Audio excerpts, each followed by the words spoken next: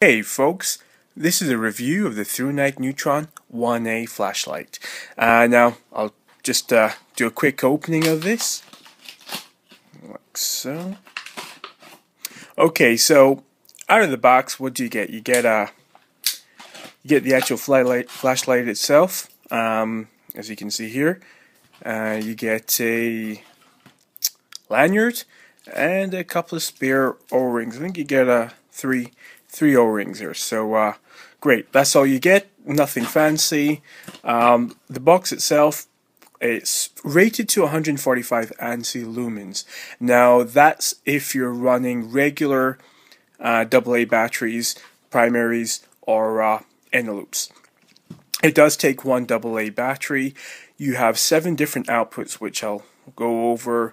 It has last mode memory, and it has a moonlight mode of 0.09 lumens, and we'll go on to the finish in a second. Now, it's by a company called ThruNite. The company itself isn't as well known as, say, Phoenix or 47s, but from my experience, they're just as good.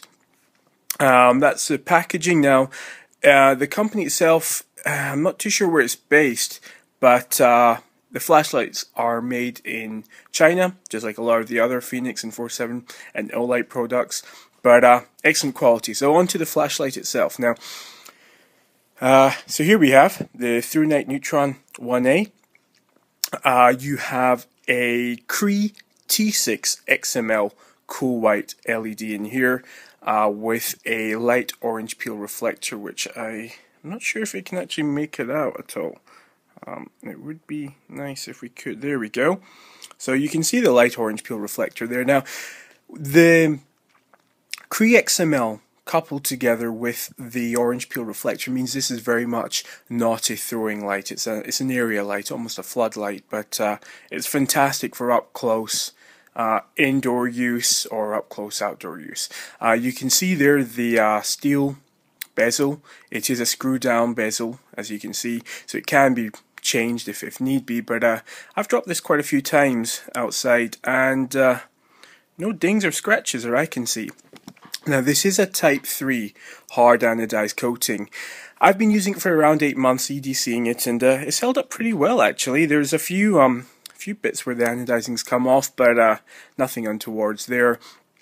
It has a titanium coated pocket clip. Now, at first I thought this was a bit of a gimmick, titanium coated pocket clip, but actually it's held up really well. The only thing I can really compare it to is Spyderco's diamond-like coating that they have on some of their knives. It's fantastic. It hasn't worn off. Now I've scratched it against masonry and brickwork and whatnot, and it's held up really well.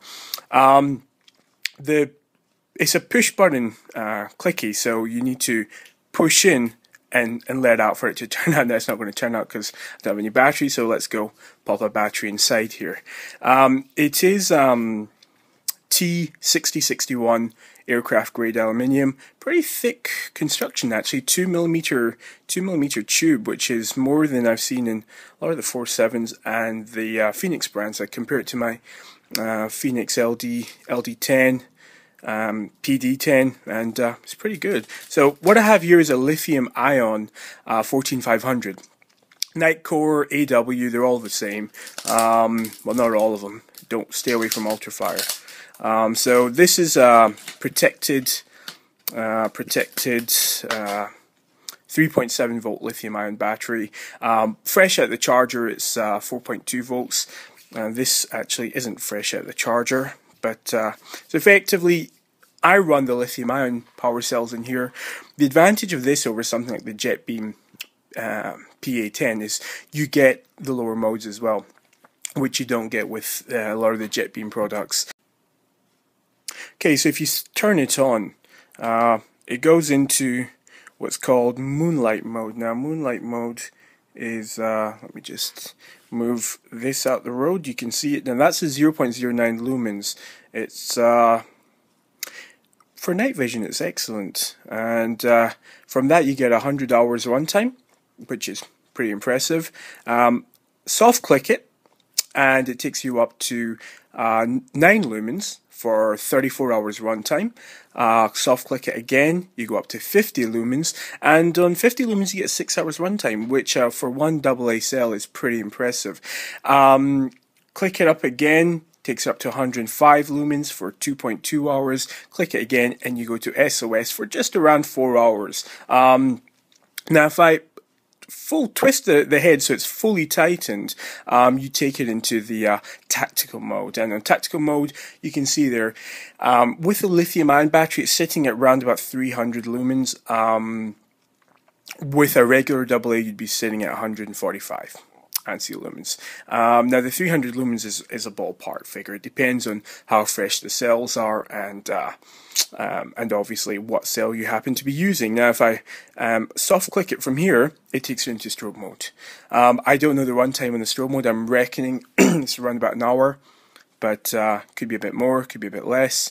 It may vary. So if I soft click it again, it takes it back into the turbo mode. Now if I turn it off, put it back into the user defined mode, so just by loosening the head by like a quarter turn, and I soft click it, it remembers what mode it was in. It was in SOS. And if I turn it on and take it to say the 9 lumen mode, turn it back off and then turn it back on, it remembers the last mode I was in, which is fantastic. And this also works. Now if I turn it off, remove the battery, and let's see, I'm out. I ran out of battery, need a new one, pop the new battery in, and screw it back in, like so, turn it on, and it goes back into the 9 lumen mode.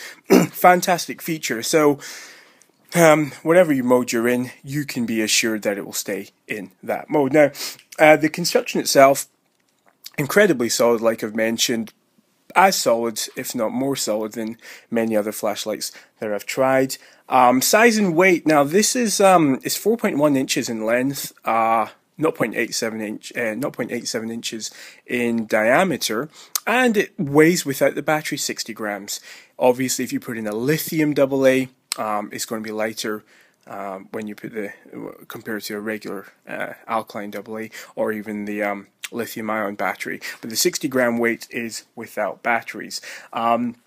The beam itself is pretty impressive. I don't know if you can make it out there, but there's a fairly good sized hotspot there compared to like my Phoenix PD32, which is definitely a thrower. That has quite a small concentrated hotspot with the R5 LED, but with the T6 XML you get a nice large hotspot with a really good spill area here, as you can see.